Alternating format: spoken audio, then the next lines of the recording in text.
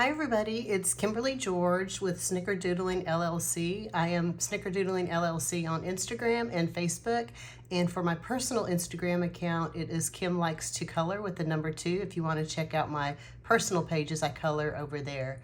Today I wanted to hop on here and talk to you about how to color mandalas that are super complicated or very detailed. I know personally I shy away from those either out of laziness or what mood I'm in, but I tend to color with either alcohol brush tip markers or pencils. And for those markers, sometimes the smaller spaces on those mandalas doesn't really lend itself well to coloring with those. So I have a few tips and tricks I thought I would share with you guys. The first one is to look at, let me find my page here. Like here's one here. This is a design out of my book. This is from, oops, hello, my second book. This one's near the back. I had a lot of fun drawing this. When I created my books, I tried to do a little bit of everything for everyone. So I had some pages that are more detailed, some with bigger spaces, etc. So it's a book to try to appeal to a wider audience. But for this page in particular, you can see how the details are a little tinier. So one thing that you could do is you can actually take distress ink and color this with distress ink just sort of in blocks or whatever, and then take colored pencil over it on just some of the details. So an example I have to show you, this is from Wonder Morphia from Kirby Rosanes, and I did this seahorse page. Let me see if I can back that up a little bit for you guys. And you can see this page is super detailed. So kind of like the mushroom page where I did the bubble cloud, you could do a bubble cloud on this too, or what you could do here, I just took distress ink and I just put in big blocks of color. And you can be real messy with it. You don't have to be perfect. And then I went back over the color with my Prismacolor pencils. You could use any color pencil and just colored in shadows and light. And then after that, I just took a black marker and I went over the outlines because I'm weird like that. And then, of course, my trusty white gel pen, I've got to always use that. But that way, I finished this page in no time, and it was super easy to get this just by laying down a ton of color, and then you just add the details where you want to. So you can do the same thing with your mandala pages. So like this one, let's say you wanted to do some fall color. I went ahead and got some distress ink out ready to show you guys. So we can like put in a little yellow here. And you know, I don't have any of my masking gum or drawing gum down to try to mask that. So I'm gonna try to stay in the lines, but just for example purposes and show you guys. And this is like a red, and I'll leave all these colors in the description for you so y'all can see what I used. And then I've got like a little brownish color here. Can add that. And again, I'm just sort of mixing it around, not really doing anything, nothing rocket science-y. I hope it's not rocket science-y. And if you're a rocket scientist, I bow down to you. I am not. Okay. So you can just add more gold. You get the idea, right? So you can just come in here and lay down a whole bunch of color. And then ahead of time, I went in and matched some Prismacolor pencils, and I'll leave these in the description for you too. This is a yellow ochre, but you could come in here and maybe you just want to darken this little shape here like this. Or maybe you can do that, or you can even just do like an outline. They're all different things you can do. You don't have to shade everything. You could even come in and just say, oh, I just want to make something look shadowy, like right along this edge here. And then I've got this Scarlet Lake for the red area. You can come in, and again, I'm just adding like little details, nothing super crazy. And the brown I have is burnt. What is that? Burnt ochre. Yellow ochre and burnt ochre. It's the ochre twins. That was a stupid joke. I am impressed if you laughed at that.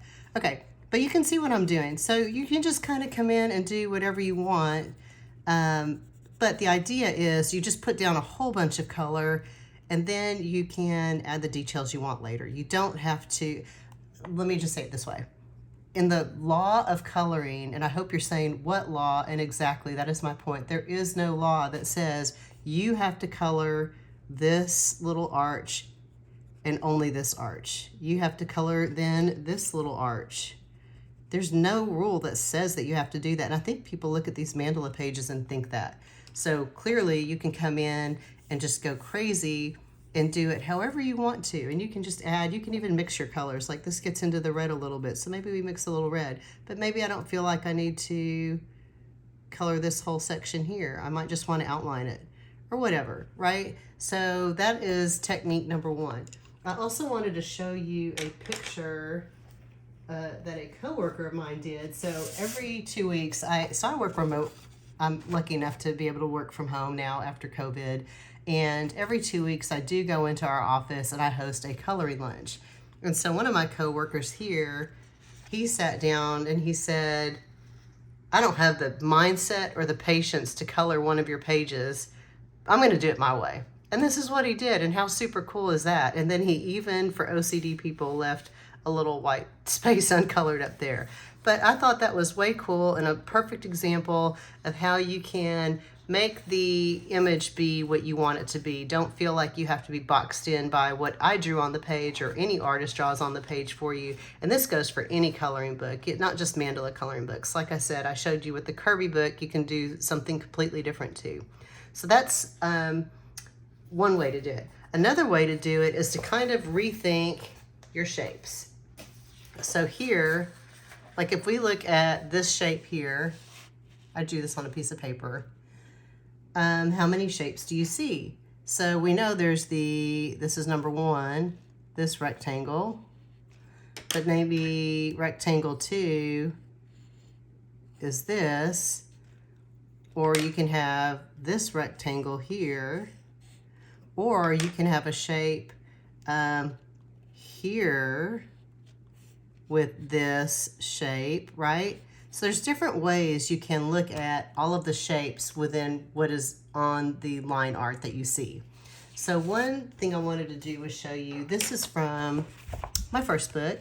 And again, it's just, I did the same thing with this book where I had a bunch of different,